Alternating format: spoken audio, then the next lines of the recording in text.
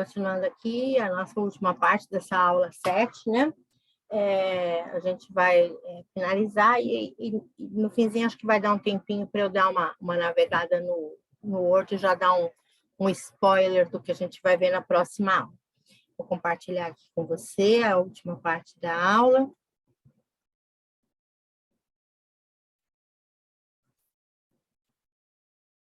Então, vamos lá. Nossa aula 7. Terceira parte. Epílogo.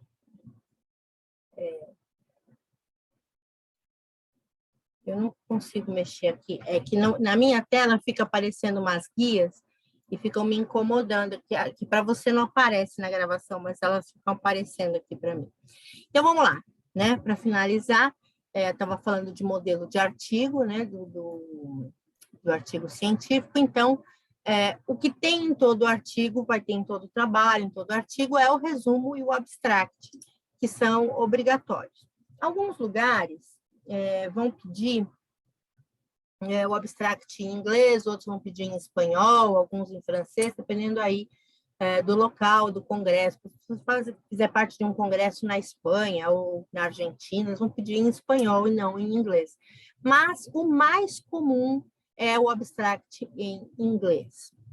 Eu sempre dou aqui um alerta, porque, é claro, quando eu comecei com esse de formatação, foi lá em 2007, mais ou menos, que eu comecei a mexer com isso, o Google era muito ruim, mas muito ruim mesmo, né? O Google Tradutor, Translator. Então, a gente tinha aqui traduções horrorosas, péssimas, e ele foi melhorando, foi se aprimorando, mas ainda assim tem muitas coisas que não são legais. O que a gente pede? A gente pede para o aluno não fazer tradução pelo Google, para ele pagar alguém para traduzir, já é um textinho bem pequenininho, né? Um texto que não é muito grande, um texto que tem aí em torno de 250 palavras, 300 palavras, no máximo estourando aí 500 palavras, então não sai tão caro para mandar fazer uma tradução com alguém que seja aí nativo da língua inglesa, ou que tenha um domínio, né? Um professor de inglês, não toda a faculdade, o aluno deve ter lá um professor de inglês que seja camarada, que possa ajudá-lo e tal. Então, a gente sempre pede para que o aluno faça, a gente recomenda que ele faça uma tradução decente, uma tradução honesta, porque você pega um membro da banca lá que tem o inglês fluente, né? Geralmente os membros de banca têm inglês fluente, vai ler aquele abstract, dá até vergonha, tem alguns abstracts que dá até vergonha de ler,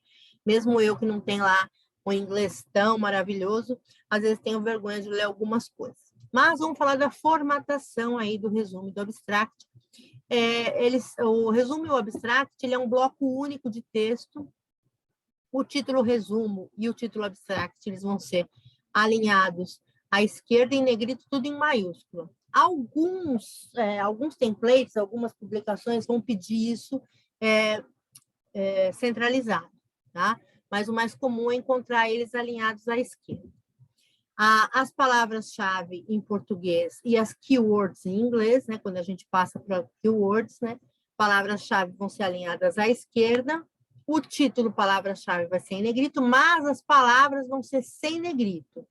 E as palavras, elas são separadas por ponto. Isso é um erro muito comum. Você vai ver esse tipo de erro em vários trabalhos acadêmicos que você pegar na internet, que você pegar aí no próprio Google Acadêmico, em artigos. É um erro que muita gente comete. Às vezes, professores, eu já peguei trabalhos de colegas meus com esse erro, que separam as palavras-chave por ponto e vírgula, ou por traço. A BNT é muito clara, cada palavra-chave separada uma da outra por ponto, e as palavras seguintes começam em letra maiúscula.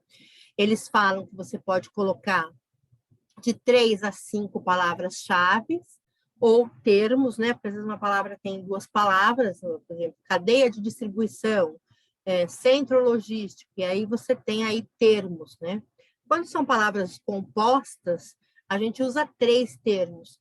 Quando são palavras simples, né? Palavras medicina, Covid, aí a gente usa até 5 palavras. Então, elas são separadas por ponto e iniciadas em letra maiúscula. Então, aqui eu pus um recortezinho, né, de como que fica a carinha desse resumo. É um bloco de texto único, ele não tem parágrafo, tanto o resumo quanto o abstract, ele não é separado em parágrafos, ele vai ser um bloco que começa na letra maiúscula e termina no ponto final. Ele pode ter várias frases aí no meio pontuadas, mas ele é um bloco único de texto. Eu já encontrei resumo com parágrafos, 3, 4 parágrafos, isso está errado, tá? Tem que ser um bloco único de texto. Esse número máximo de palavras é determinado pela faculdade ou pelo congresso. A ABNT recomenda que seja no máximo 500 palavras, que eu acho um exagero, 500 palavras é muito grande. No resumo também você não vai colocar citação. O que é um resumo? Um resumo é você contar para o seu leitor do que trata o seu trabalho. Então, você vai falar como se eu fosse contar o capítulo da novela.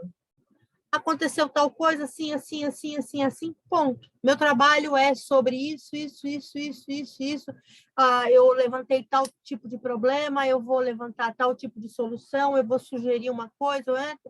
É assim, é rápido e rasteiro. Claro que não em primeira pessoa, nunca em primeira pessoa, nada no trabalho acadêmico vai em primeira pessoa, nunca eu ou nós, sempre na terceira pessoa do singular, né? Nunca na terceira pessoa do plural, mas na terceira pessoa do singular. O trabalho acadêmico ele é sempre feito em termos impessoais.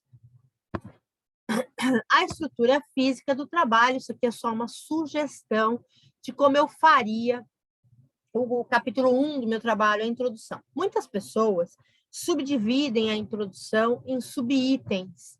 Outras pessoas fazem uma introdução, um bloco único de texto, mas que contém todas essas informações que eu vou mostrar agora, né? Então, a gente bota lá, dentro da introdução, a gente pode... não, esse daqui é outra coisa, desculpa. Isso aqui é a estrutura dos tópicos do trabalho. Faço uma introdução que pode ser subdividida em justificativa, temática, objetivo específico, objetivo geral, justificativa, metodologia. Eu posso subdividir isso tudo dentro da minha introdução, mas a minha introdução tem que apresentar esses itens. No meu embasamento teórico, que vai ser meu capítulo 2, é onde eu vou começar a falar lá das publicações que eu pesquisei, onde eu pesquisei, qual foi a bibliografia que eu utilizei. Vou falar do desenvolvimento da minha temática, que é quando eu vou já começar a apresentar o meu trabalho. Então, eu sempre falo assim para o aluno, olha, você vai falar sobre um assunto, às vezes tem muito aluno que começa, é a mesma coisa que eu vou contar a novela para você e começar do meio da novela. Como se você já soubesse dos primeiros capítulos. Eu não posso fazer isso, eu tenho que te apresentar. Então, por exemplo, né, eu sempre estou falando aqui do exemplo do Porto, porque está muito do meu universo, né? Então, por exemplo, se eu vou fazer um trabalho que engloba um terminal, sei lá, um terminal de granel aqui do Porto de Santos. Primeiro eu tenho que falar o que é o Porto de Santos, onde ele fica, qual o tamanho dele, que ele é o maior porto da América Latina. Vou fazer uma pequena apresentação do porto. Vou falar sobre granel, depois eu vou fazer, então, uma apresentação do que é granel. O meu leitor ele tem que estar inserido no assunto. Eu tenho que mostrar para o meu leitor os passos, né, para que ele possa chegar no final do meu trabalho e entender o que eu falei. Porque se eu começar a falar um monte de coisa que o meu leitor não entende, o que ele vai fazer? Ele vai parar de ler. E o meu objetivo, quando eu faço um trabalho acadêmico, é que ele seja lido.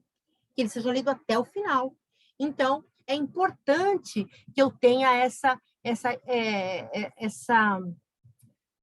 que eu faça essa teia com o meu leitor, tá? Que eu faça que o meu leitor se interesse pelo que ele está lendo. Se eu vou falar para ele sobre física quântica e não ter pelo menos Claro que ninguém vai pegar um trabalho sobre física quântica se não for do interesse dele, se não tiver no repertório dele, mas é importante que eu explique, que eu introduza o meu leitor, às vezes, num assunto, para ficar mais fácil, para que ele entenda aquilo que eu estou apresentando para ele. E aí eu vou falar sobre os resultados, né? Sobre as discussões, sobre o que eu levantei, sobre o meu trabalho, e vou fazer as considerações finais. O que é obrigatório num trabalho? Seja ele um artigo, seja ele um TCC, seja uma tese, é obrigatório ter introdução e é obrigatório ter considerações finais. O desenvolvimento, a gente vai fazer aí de acordo com o que a gente quiser, pode botar 5, 6, 10 capítulos de desenvolvimento, mas o primeiro sempre vai ser a introdução e o último sempre vai ser considerações finais. Nas considerações finais é onde eu vou fazer o alinhavo do meu trabalho. Se na introdução eu estou apresentando o meu trabalho, nas considerações finais eu vou alinhavar esse trabalho. Eu vou dizer para o meu leitor o que eu descobri, né? Qual foi a conclusão que eu cheguei sobre aquele assunto que eu resolvi conversar com ele.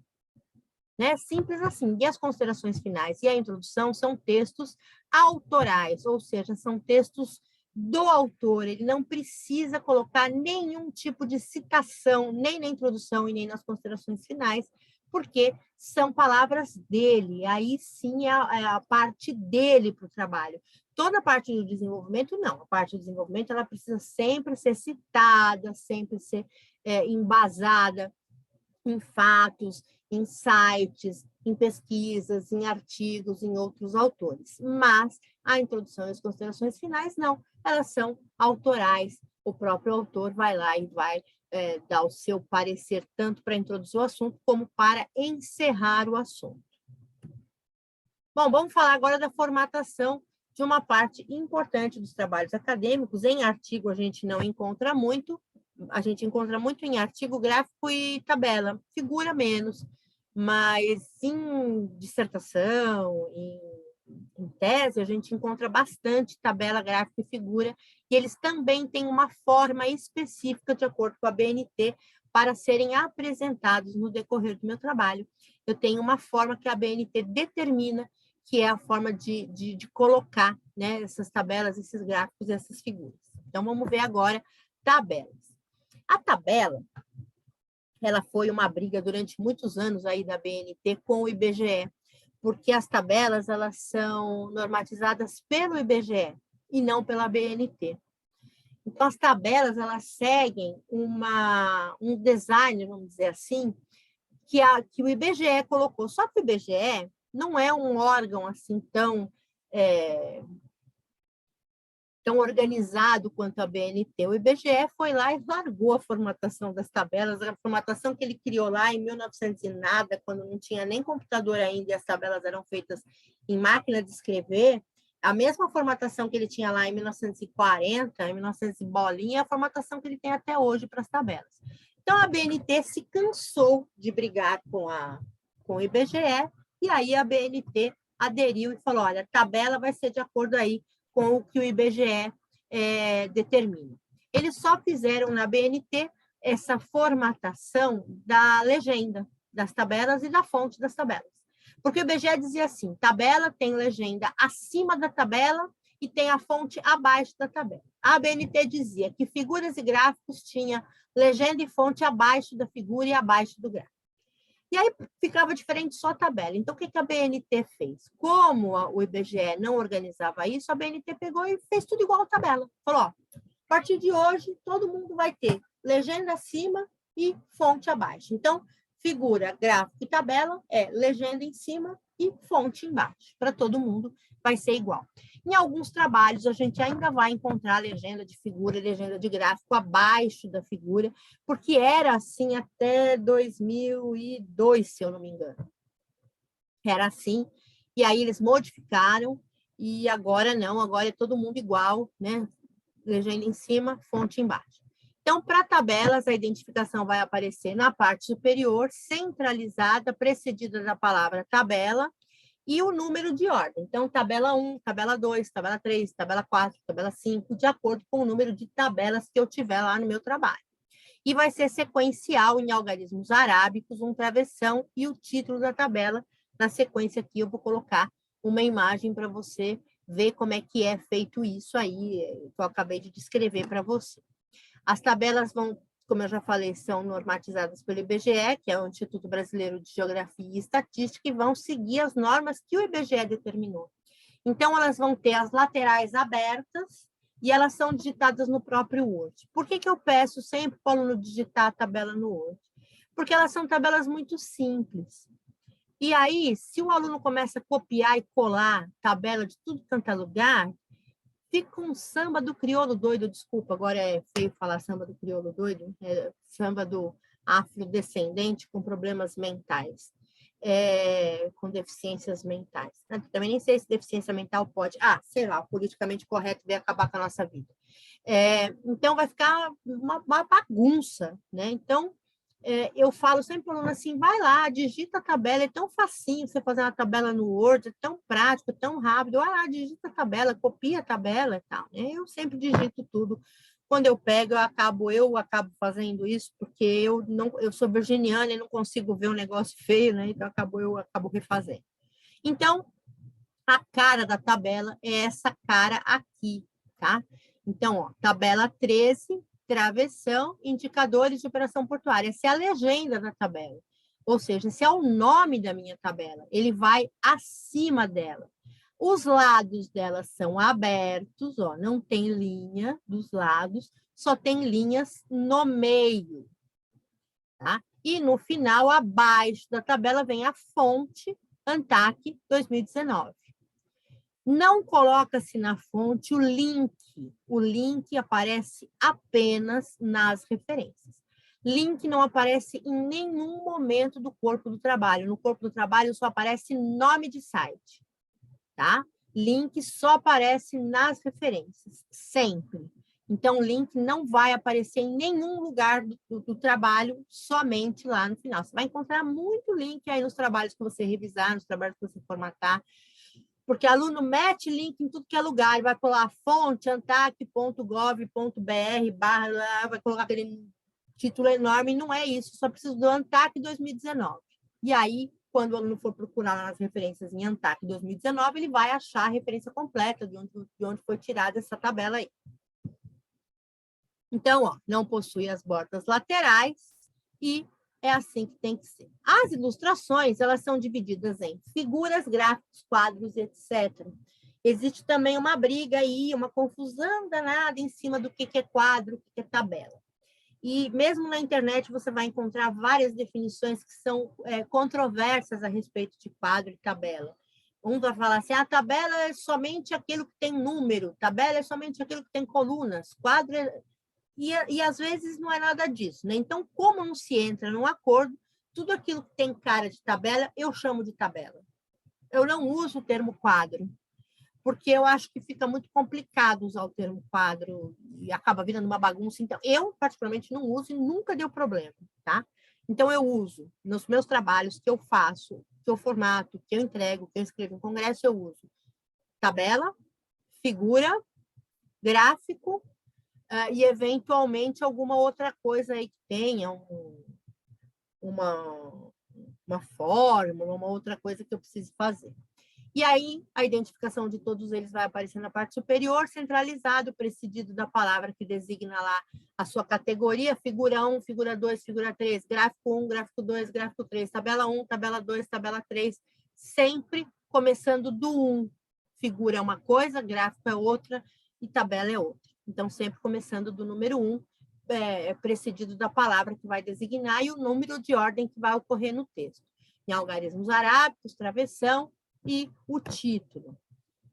Tanto nas tabelas quanto a ilustração e nos gráficos, né, é obrigatório citar a fonte abaixo. Então, eu tenho que citar de onde eu tirei. Eu pus um gráfico, eu tenho que ter a citação daquele gráfico, eu tenho que mostrar de onde eu tirei aquele gráfico lá para o meu leitor. Tá? Então, mesmo que seja de propriedade do autor, né, tirei uma foto, coloquei lá, figura 1, foto do pôr do sol. Fonte, os autores, ou o autor, ou a autora, acervo pessoal, ou qualquer coisa do gênero.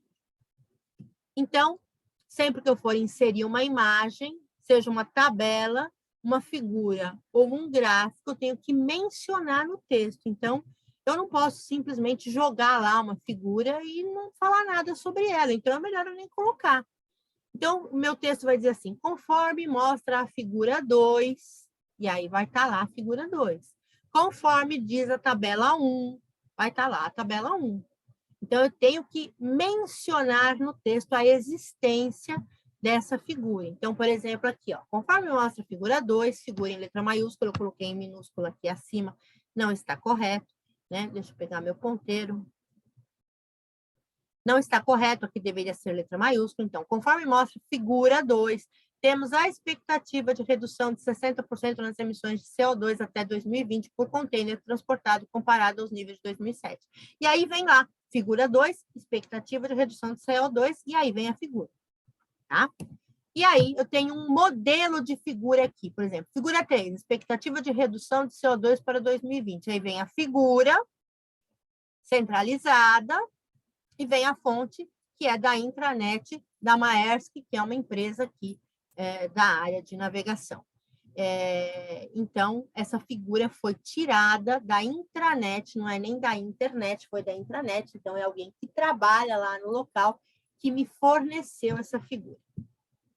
Então, o tamanho da legenda vai ser tamanho 10, vai ser centralizado em negrito, e a fonte também vai ser tamanho 10, à esquerda, sem negrito. Aí, isso tudo eu já fiz lá, a formatação dos estilos, aí eu fui só apertando, selecionando e apertando o botãozinho para fazer a formatação. Isso daí você já viu como é que é, porque você está fazendo aquele trabalho lá que eu te passei, e aí você está vendo como é que é feito isso. E aí eu tenho um outro modelo aqui para atender os objetivos e procedimentos técnicos utilizados na figura 1. E aí vem aqui, figura 1, proposta metodológica, vem a figura, e embaixo, adaptada de Santos, 2010, página 35. Por que adaptada?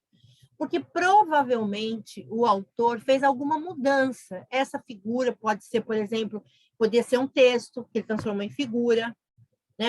Ele adaptou a informação que ele pegou no Santos e criou essa figura. Então, por isso ele colocou adaptada de Santos 2010, página 35. Mas se você pegar lá na referência o Santos 2010 e pegar o livro na página 35, você vai encontrar essa informação lá na página 35 desse livro que foi citado. Então, sempre eu tenho que fazer a referência a essa figura no corpo do texto e colocar sempre a fonte. Siglas. Quando eu utilizar alguma sigla, é comum a gente ter siglas aí nos trabalhos, né? Então, toda vez que a sigla for mencionada pela primeira vez no meu texto, ela vai ser indicada entre parênteses, precedida do nome completo. Então, por exemplo, segundo a Associação Brasileira de Normas Técnicas, entre parênteses, ABNT, observe que as palavras referentes à abreviação iniciam com a letra maiúscula, né? É uma abreviação, ABNT, então vai tudo em letra maiúscula.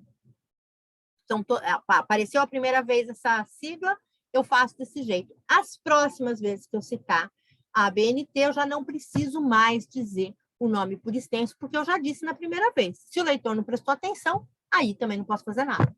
Então, daqui para frente, toda vez que eu falar ABNT, eu já não preciso mais explicar que é a Associação Brasileira de Normas Técnicas. IBGE. Falei a primeira vez, falei o que significa IBGE. Daí para frente, todas as vezes que eu falar IBGE, não preciso mais citar o que ele significa. Bom, então, agora já que a gente aprendeu como é que a gente atribui os estilos, a gente vai ver tudo isso no Word na próxima aula. E aí, na próxima aula, eu espero que você esteja aí com o seu Word afiadinho, você ficou de ver, né? Se você tinha, se você não tinha, que é para a gente poder fazer aí a próxima aula direto no Word. Eu vou até dar uma olhadinha aqui, ó, no Word que eu tenho aqui aberto, né? Então, por exemplo, aqui nesse Word, nesse meu documento do Word que eu tenho aqui aberto, eu fiz algumas coisinhas, eu fui fazendo. Aqui estão os estilos, ó.